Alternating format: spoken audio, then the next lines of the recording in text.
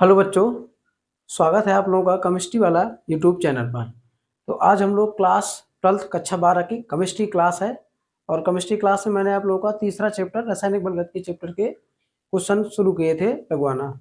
तो अभी मैंने आप लोगों को प्रथम कोटि की अपक्रिया का व्यंजक लगवा दिया था, फार्मूला प्रूफ करवाया था, उसको आप लोग देख लें। और वो फार्मूला इंपॉर्टेंट है, वो क्वेश्चन भी आप लोगों का पेपर में बोर्ड एग्जाम में पूछा जाता है। तो अब हम लोग आज जो क्लास होने वाली है वो उसी के आगे हम लोग एक फार्मूला और एक टॉपिक हम लोग क्लियर करते हैं, एक फार्मूला और प्रूव करते हैं। इसके बाद हम लोग अगले वीडियो से न्यूमेरिकल में इस टॉपिक के चलेंगे, इस चैप्टर के न्यूमेरिकल हम लोग लगाएंगे। ठीक है, मैंने आप लोगों का ओप से संयोजी यौगिकों के जो चैप्टर के जितने भी आप लोगों के इंपॉर्टेंट क्वेश्चन होते थे वो तो चलिए शुरू करते हैं आज की क्लास शुरू करने से पहले मैं चाहूँगा कि अगर आप चैनल पर नए हैं तो चैनल को सब्सक्राइब कर लें। वीडियो अगर आपको अच्छा लगे तो वीडियो को लाइक और शेयर वाला काम आप लोग कर दें, बेल आइकन दबा दें ताकि आप लोगों को नोटिफिकेशन मिल सके। ठीक है, हम आप सब लोग मिलके यूपी बोर्ड सन 2025 जो 24 फरवरी से एग्जाम आपके शुरू होने वाले हैं उनकी प्रिपरेशन कर रहे हैं टॉपिक वाइज। ठीक है, तो चलिए शुरू करता हूं मैं आज का टॉपिक है आप लोगों का अर्धायुकाल। एक ये आपका क्वेश्चन ही मैंने आपको लिखा है, यहाँ पर ये क्वेश्चन आ चुका है बोर्ड पेपर में। तो अर्धायुकाल क्या है, सिद्ध कीजिए कि प्रथम कोटि की अपक्रिया की अर्धायु अभिकारक की प्रारंभिक सांद्रता पर निर्भर नहीं करती है। तो एक ये क्वेश्चन है जिसको हम लोग सॉल्व करेंगे। उससे पहले हम लोग देखेंगे अर्धायुकाल क्या है।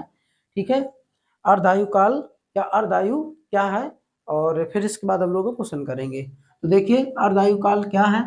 देखिए अर्धायुकाल अगर हम लोग बात करें तो आधा समय। ठीक है, आधा समय। अब किस चीज में आधा समय है, ये आधा समय है आपका अपक्रिया जितने समय में आधी अपक्रिया कंप्लीट हो जाती है, पूरी हो जाती है, उसी को हम लोग कहते हैं अर्धायु काल। ठीक है, जितने समय में आधी अपक्रिया पूर्ण हो जाती है उसी को हम लोग कहते हैं, या आप ये कह सकते हो कि आधी अपक्रिया को पूर्ण होने में लगा समय ही अर्धायु काल है। ठीक, जैसे यहाँ पर हम लोग पहले एग्जाम्पल से एक समझेंगे। मैं एकदम उदाहरण बहुत चुटकुट चुटकुट से देता हूँ ताकि स्टूडेंटों को समझ में आ जाए। मैं वो कभी भी वो एग्जाम्पल नहीं लेता हूँ जो आप लोग कंफ्यूज हो जाओ कि अरे ये एग्जाम्पल है, सोचने लगो कि ये क्या है। नहीं, जिनके बारे में आपको जानकारी होती है मैं वही एग्जाम्पल आपसे डिस्कस करता हूँ। तो जैसे अब ये रास्ता है, ठीक है, समझ गए। रास्ता थोड़ा अजीब लग रहा है तो दूसरा रास्ता देख लेते हैं। ठीक, तो ये आपका रास्ता है, सीधा रास्ता है भैया, ये सीधा रास्ता है। और ये टोटल इसकी लंबाई है 60 किलोमीटर। ठीक है, 60 किलोमीटर इसकी लेंथ है। कितनी है, 60 किलोमीटर। तो जितने समय में आप 30 किलोमीटर कवर कर लोगे, जितने समय में 1 घंटे 2 घंटे जो भी है, जितने टाइम में आप क्या करोगे, आधा रास्ता क्लियर कर लोगे, वही आपका क्या है, अर्धायु काल है, हाफ लाइफ है। ठीक है, समझ गए।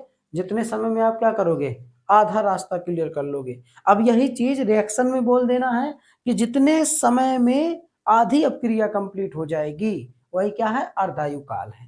ठीक, क्या है, हाफ लाइफ है। ये लिखा भी है आप लोगों का, परिभाषा आप लिख भी सकते हैं कि वह समय जिसमें अभिकारक की सांद्रता प्रारंभिक सांद्रता की आधी रह जाती है, अपक्रिया की अर्धायु काल कहलाती है, या जितने समय में आधी अपक्रिया पूर्ण हो जाती है।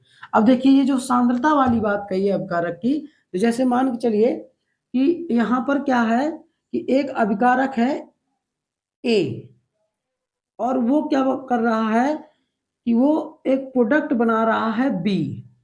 ठीक है, तो ये ए की जो सांद्रता है, ए की सांद्रता, इसकी प्रारंभिक इनिशियल जो आपकी कॉन्सेंट्रेशन इनिशियल मतलब कि प्रारंभिक सांद्रता ए है, तो जितनी समय में ये सांद्रता क्या कर हो जाएगी, आधी परिवर्तित हो जाएगी, आधी उत्पाद में कन्वर्ट हो जाएगी, मतलब आधी बी की तरफ चली जाएगी। तो वही आपका क्या है, अर्ध आयु काल है। तो दोनों परिभाषाएं आपकी सही है, आप लोग समझ गए होंगे कि प्रारंभिक सांद्रता की आधी रह जाती है। बड़ा सिंपल है, या जितने समय में अपक्रिया आधी कंप्लीट हो जाती है। अर्धायु काल को टी हाफ से प्रदर्शित करते हैं। ठीक है, ये ध्यान रखना है। अब जो दूसरा पॉइंट है सिद्ध करना है, इसको आप लोग देखिए ध्यान से। ठीक है, जो दूसरा पॉइंट कह रहा है कि सिद्ध कीजिए कि कोई प्रथम कोटि की अपक्रिया है जिसका अर्धायु अभिकारक की प्रारंभिक सांद्रता पर निर्भर नहीं करता। देखिए कारक की प्रारंभिक सांद्रता पर निर्भर नहीं करती है। तो देखिए ये इंपॉर्टेंट टॉपिक है, तो इसको हम लोग प्रूव करेंगे। ये जो दूसरा वाला पॉइंट है, तो पहले लिखेंगे जैसा मैं बता रहा हूँ वैसा आपको यहाँ पर लिखना है कॉपी में। हम जानते हैं पहले लिखेंगे, ठीक है। अगर आप नहीं भी जानते तब वो लिखना है, तब भी आपको लिखना है कि हम जानते हैं, ठीक है। अब आप क्या जानते हैं, आप जानते हैं कि प्रथम कोटि की अपक्रिया के लिए, ठीक है, वी नो दैट के बराबर क्या होता है 2.303 अपॉन टी लॉग, ठीक है, लॉग ए अपॉन ए माइनस एक्स, ए अपॉन ए माइनस एक्स। अब यहां पर आपको क्या करना है कि टी बराबर प्रथम कोटि की अपक्रिया के लिए, अब यहां पर हम लोग क्या करेंगे, टी बराबर मान लेंगे टी हाफ, ठीक है, टी बराबर टी हाफ, मतलब कि इस अपक्रिया को, जो अपक्रिया हो रही है उसी को हम लोग टी हाफ कहते हैं। इसके बाद टी हाफ मतलब आधे समय में उसकी सांद्रता कितनी परिवर्तित हो जाएगी, आधी परिवर्तित हो जाएगी, ठीक है। तो यहाँ पर x बराबर हम लोग क्या मान लेंगे a/2, ठीक है, x बराबर a/2 मतलब कि सांद्रता आधी रह जाएगी और आधी परिवर्तित हो जाएगी। यहाँ पर ये ध्यान देना है, आधी सांद्रता आपकी रह जाएगी, ठीक है, और आधी परिवर्तित होगी। तो x बराबर आपकी क्या हो जाएगी a/2 रह जाएगी, ठीक है। तो यहाँ पर हम लोग क्या करेंगे a माइनस एक्स का मान निकाल सकते हैं, ठीक, x की वैल्यू रख के, ठीक है। प्रारंभिक सांद्रता आपकी कितनी थी, a थी, तो परिवर्तित कितनी हो गई, आधी परिवर्तित हो गई, आधी रह गई, तो इसीलिए परिवर्तित सांद्रता a/x।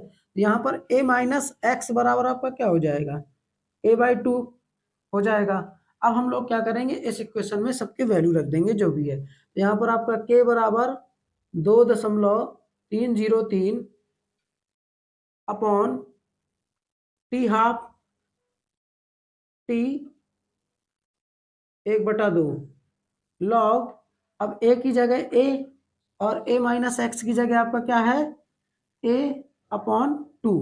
तो यहाँ पर आपका क्या 2 ऊपर चला जाएगा, a से a कैंसिल हो जाएगा। तो k बराबर 2.303 upon T half, sorry upon T half log, अब ये a से a कैंसिल हो जाएगा तो log 2 बचेगा। अब यहाँ पर हम लोग क्या करेंगे, log 2 का मान रख देंगे। तो k बराबर आपका 2.303 इंटू log 2 का मान, log 2 का मान क्या है 0, यहाँ से k बराबर 2.303 और log 2 का मान रखेंगे। log 2 का मान आपका क्या होता है 0.30310। ये आपने क्या किया, log 2 की वैल्यू रखी है, हाँ दिख रहा है 0.303, ये आपकी log 2 की वैल्यू है। हम लोग अपॉन यहाँ पर टी हाफ है ही, अब मल्टीप्लाई कराएंगे तो आपका आ जाएगा 0.693 अपॉन टी हाफ। अब आप यहाँ पर देखेंगे कि जो आपकी ये जो ए है, ए आपका प्रारंभिक सांद्रता होती है, क्या होता है ए, क्या होती है ए, यहाँ पर प्रारंभिक सांद्रता है, ठीक है, क्या है प्रारंभिक सांद्रता, आपको मैंने कल प्रूव कराया था। तो यहाँ पर आप इस फॉर्मूले में देखिए ए कहीं आया है, नहीं आया। तो ये जो अर्धायुकाल, इसको हम लोग ऐसा भी लिख सकते हैं टी हाफ 0.693 अपॉन के। तो क्या टी हाफ आपका अर्धायुकाल यहाँ पर प्रारंभिक सांद्रता पर निर्भर करता है, यहाँ पर कहीं स्मॉल ए दिख रहा है आपका, नहीं दिख रहा है। तो इसीलिए जो आपका टी हाफ है वो प्रारंभिक सांद्रता पर निर्भर नहीं करता है, अभिकारक की प्रारंभिक सांद्रता पर निर्भर नहीं करता है। एक बार आप फिर से यहाँ पर देखिएगा, हम सबसे पहले क्या करेंगे, इसको प्रूव करने के लिए लिखेंगे हम जानते हैं, ठीक है। यहाँ पर आप ऐसा भी लिख सकते हो कि प्रथम कोटि के लिए अपक्रिया का वेग स्थिरांक के बराबर क्या होता है 2.303 अपॉन टी लॉग ए अपॉन ए माइनस एक्स। अब हम लोग, अब यहाँ पर अपक्रिया क्या है, आधी पूर्ण हो चुकी है, ठीक है, आधी अपक्रिया संपन्न हो चुकी है, मतलब कि उसकी जो सांद्रता है वो आधी उत्पाद में कन्वर्ट हो चुकी है। तो हम लोग समय क्या हो जाएगा टी हाफ, क्योंकि आधी अपक्रिया पूर्ण होने में जो समय लगता है उसी को हम लोग टी हाफ कहते हैं। तो टी बराबर टी हाफ। तब यहाँ पर आपका एक्स बराबर क्या हो जाएगा, a/2। क्यों, क्योंकि आधा कन्वर्ट हो चुका, तो बचा कितना, आधा ही बचा। तो यहाँ पर a माइनस एक्स बराबर, ठीक है, a माइनस एक्स बराबर, आप x की वैल्यू रखोगे तो आ जाएगा आपका 1/a/2। अब हम लोग क्या करेंगे, इक्वेशन में रख देंगे, ठीक है। इसी इक्वेशन में रखेंगे, t की जगह टी हाफ रख देंगे, a की जगह प्रारंभिक सांद्रता आपने a ही मानी है, यहाँ पर आप मान भी सकते हैं कि a बराबर प्रारंभिक सांद्रता a भी a ही है, ठीक। तो a बराबर हमने a ही माना है, और a माइनस एक्स की जगह a/2 रख देंगे। समझ गए, इतना आप लोग रखेंगे। इसके बाद यहाँ पर 2 ऊपर जाएगा, log 2 बचेगा, यहाँ पर log 2 का मान रखेंगे, कैलकुलेशन करेंगे, गुणा आप लोग करा ही सकते हो, 0.693 और टी हाफ आपका आ जाएगा। और इसमें यहाँ पर लिख देंगे अतः, ठीक है, प्रथम कोटि की अपक्रिया के लिए जो आपका अर्धायुकाल है वो अभिकारक की प्रारंभिक सांद्रता पर निर्भर नहीं करता है। तो इस प्रकार ये आपका दूसरा क्वेश्चन सॉल्व हो गया, और ये भैया क्वेश्चन बहुत महत्वपूर्ण है, और ये फॉर्मूला भी। अब इस चैप्टर के हम लोग सॉल्व करेंगे न्यूमेरिकल, ठीक है।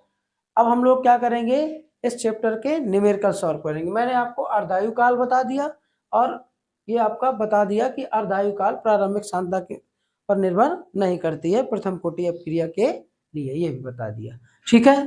तो आज के वीडियो में इतना ही, मिलते हैं हम लोग कल से जो आप लोगों के वीडियो मिलेंगे इस चैप्टर के, वो न्यूमेरिकल पोर्शन होगा इसका।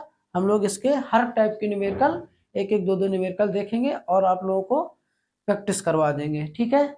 तो अगर आप लोगों को वीडियो अच्छा लगे और चैनल पे आप पहली बार हैं तो चैनल को सब्सक्राइब कर लें, वीडियो अगर अच्छा लगे तो वीडियो को लाइक कर दें, शेयर कर दें अपने दोस्तों के पास। बहुत बहुत आपका धन्यवाद।